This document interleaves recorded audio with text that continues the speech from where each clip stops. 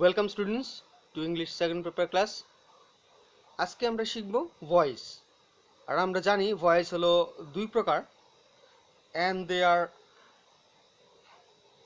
Active voice and the other one is passive voice.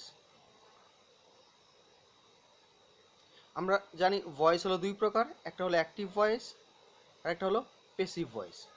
Students, আজকে আমরা শিখব কিভাবে অ্যাক্টিভ ভয়েস থেকে প্যাসিভ ভয়েসে রূপান্তর করা যায়। Today we are going to learn how to make an active sentence into passive. দেখি তাহলে অ্যাক্টিভ সেন্টেন্সকে প্যাসিভ সেন্টেন্স করার জন্য কিছু কিছু ধাপ আমাদের অনুসরণ করা দরকার, যেগুলো খুব সহজ নিয়ম। আমরা যদি সেগুলো জানি তাহলে আমরা খুব সহজেই একটি অ্যাক্টিভ সেন্টেন্সকে প্যাসিভ সেন্টেন্সে রূপান্তর করতে পারি। তাহলে প্রথম ধাপটা হলো কি, find the verb.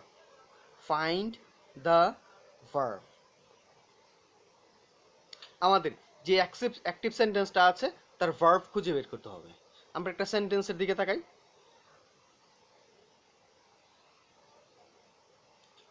We study English. We study English daily. এটা একটা অ্যাক্টিভ সেন্টেন্স, এটাকে আমরা প্যাসিভে রূপান্তর করব। Passive. We study English daily. আর আমাদের ধাপ অনুসরণের প্রথম ধাপটা কি ছিল? Find the verb. ভার্বকে খুঁজে বের করতে হবে। অ্যাক্টিভ সেন্টেন্সের ভার্বকে খুঁজে বের করব প্যাসিভ করার জন্য। তাহলে আমরা যে সেন্টেন্সটা মাত্র লিখলাম, উই স্টাডি ইংলিশ ডেইলি, এই সেন্টেন্সের আমাদের ভার্ব হলো স্টাডি, পড়াশোনা করা। Verb is a word, verb is an action word, যেটাতে কোনো কাজ করা বোঝায়, দ্যাট ইজ কল ভার্ব। আমাদের ভার্বটা হলো স্টাডি, আমরা ভার্ব পেয়েছি। দেখি তাহলে আমাদের what is the second step, দ্বিতীয় ধাপটা কি? Question the verb. Question the verb with what or whom. তাহলে আমরা দ্বিতীয় ধাপটা কি দেখতে পেয়েছি, যে আমাদের ভার্বকে প্রশ্ন করতে হবে হোয়াট দিয়ে অথবা হুম দিয়ে। প্রথম ধাপ ফাইন্ড দ্য ভার্ব, ভার্ব খুঁজে বের করবো এবং সেই ভার্বকে হোয়াট এবং অথবা হুম দিয়ে প্রশ্ন করব। প্রশ্ন করার পর যেই উত্তরটা পাওয়া যাবে সেই উত্তর দিয়ে আমাদের প্যাসিভ শুরু হবে। ভার্বকে হোয়াট বা হুম দিয়ে প্রশ্ন করার পর যে উত্তরটি পাওয়া যাবে সেই উত্তর দিয়েই আমাদের প্যাসিভ সেন্টেন্সটা শুরু হবে। তাহলে আমরা আমাদের সেই সেন্টেন্সের দিকে তাকাই। প্রথম example number 1, we study English daily. এই সেন্টেন্সের ভার্ব হলো স্টাডি। আমাদের দ্বিতীয় ধাপ অনুযায়ী আমরা we are going to question the verb with what or whom. We study whom, আমরা কাকে পড়ি? Do you get any answer? কোন উত্তর পাই না, because the word whom always implies refers to person, human being. হুম দিয়ে প্রশ্ন করলে শুধু যে উত্তর পাওয়া যাবে সেটা দিয়ে শুধু মানুষকেই বোঝাবে। তাহলে we didn't gate any answer, কোন উত্তর আমরা পেলাম না যদি হুম দিয়ে প্রশ্ন করি। এখন আমরা কি দিয়ে প্রশ্ন করবো? হোয়াট দিয়ে। We study what and then now we get the answer. এখনই তাহলে আমরা উত্তরটা পেলাম কি? We study what. এই ভার্বকে যদি আমরা হোয়াট দিয়ে প্রশ্ন করি তাহলে আমরা উত্তরটা পেয়েছি, that is English. We study what? English. আমরা ইংলিশ পড়াশোনা করি। তাহলে আমরা কি জেনেছি একটু আগে, যে ভার্বকে হোয়াট বা হুম দিয়ে প্রশ্ন করার পর যে উত্তরটি পাওয়া যাবে সেটি দিয়ে আমাদের প্যাসিভ সেন্টেন্স শুরু হবে। We study what? ইংলিশ। পরের স্টেপটা কি?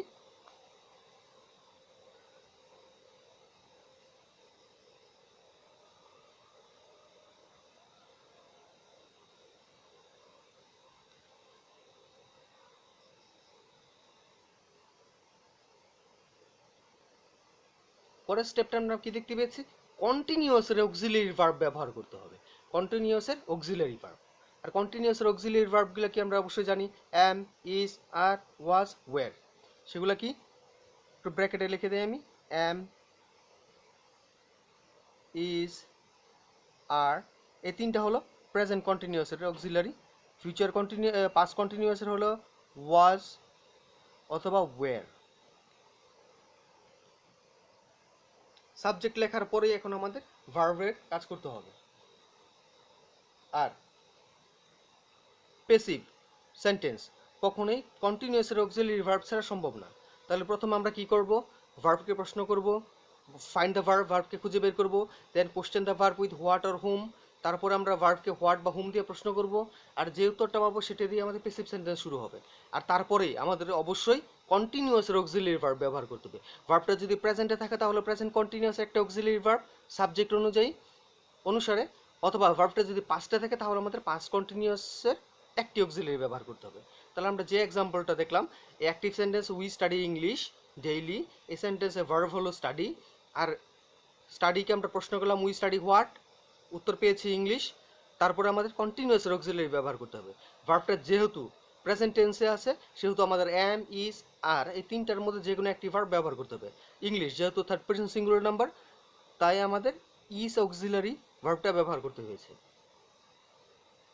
প্লুরাল হলে আমরা ইজের পরিবর্তে আর ব্যবহার করতাম, যদি আই থাকতো তাহলে আমরা এম ব্যবহার করতাম। পরের স্টেপটা কি দেখি আমরা,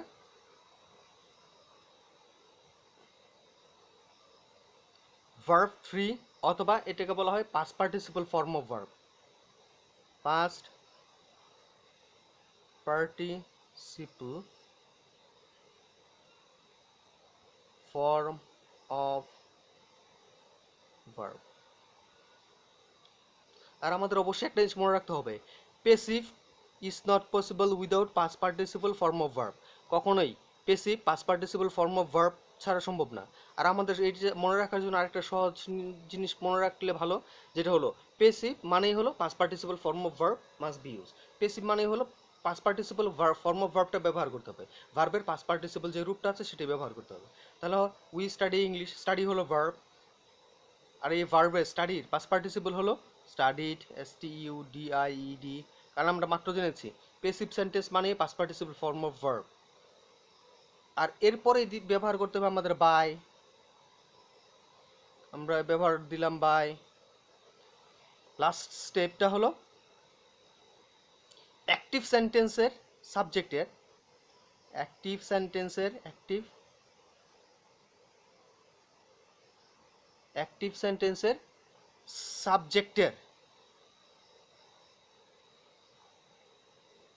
সাবজেক্টের অবজেক্টিভ ফর্ম।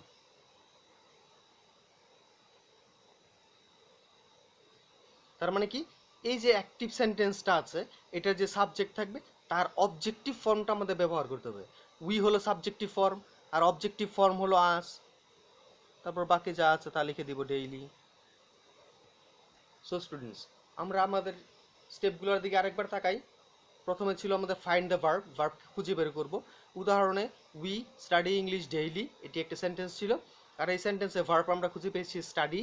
তারপরে স্টেপটা হলো question the verb with what or whom, তারপরে আমাদের সেই ভার্বকে প্রশ্ন করতে হবে হোয়াট দিয়ে অথবা হুম দিয়ে, এবং প্রশ্ন করার পর যে উত্তরটি পাবো সেটি দিয়ে আমাদের প্যাসিভ সেন্টেন্স শুরু হবে।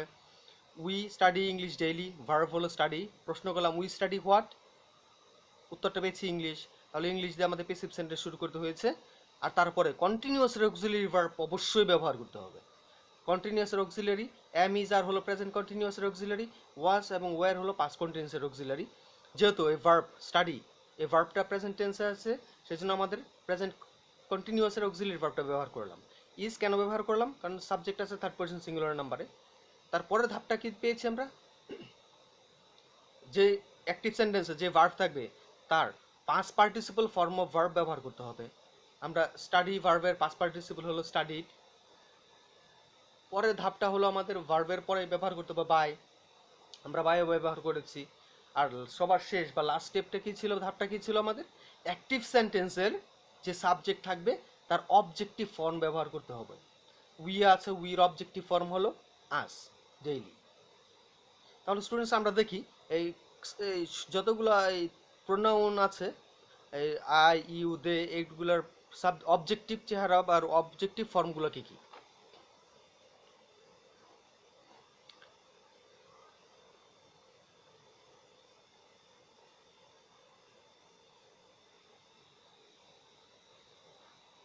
তাহলে সাবজেক্টিভ যদি আই থাকে অবজেক্টিভে হবে মি, যদি ইউ থাকে সাবজেক্টিভে অবজেক্টিভ ইউ, যদি হি থাকে সাবজেক্ট অবজেক্ট হবে হিম, শি থাকলে হবে হার,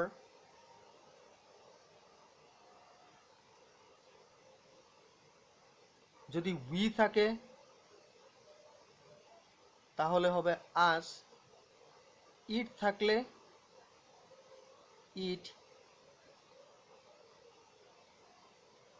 দে থাকলে দেম।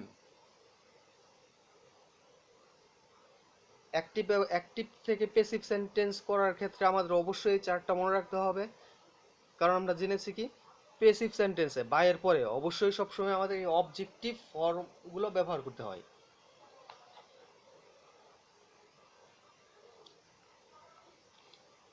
সো স্টুডেন্টস, আমরা এই চারটার দিকে একটু ভালো করে তাকাবো। অবশ্যই এই চারটা আমরা বাসায় পড়বো পার্সোনালি। আর আমরা আমাদের আরেকটা নেক্সট ক্লাসে অ্যাক্টিভ প্যাসিভের বাকি নিয়মগুলো অবশ্যই শিখবো। আর আমরা যদি আমাদের বইটা খুলি, will get A lot of exercise. আমাদের মডেল কোশ্চেনে অনেক অ্যাক্টিভ থেকে প্যাসিভ সেন্টেন্স দেওয়া আছে, সেগুলো আমরা বাসায় অবশ্যই প্র্যাকটিস করব। আর অবশ্যই চারটা অনুযায়ী চারটা ফলো করে সেই অ্যাক্টিভ সেন্টেন্সকে প্যাসিভ সেন্টেন্সে রূপান্তর করতে পার্সোনালি চেষ্টা করব। অ্যাক্টিভ থেকে প্যাসিভ সেন্টেন্সে রূপান্তর করার ক্ষেত্রে আরও কিছু নিয়ম আছে, সেগুলো আমরা আমাদের পরবর্তী ক্লাসে দেখব। Thank you students.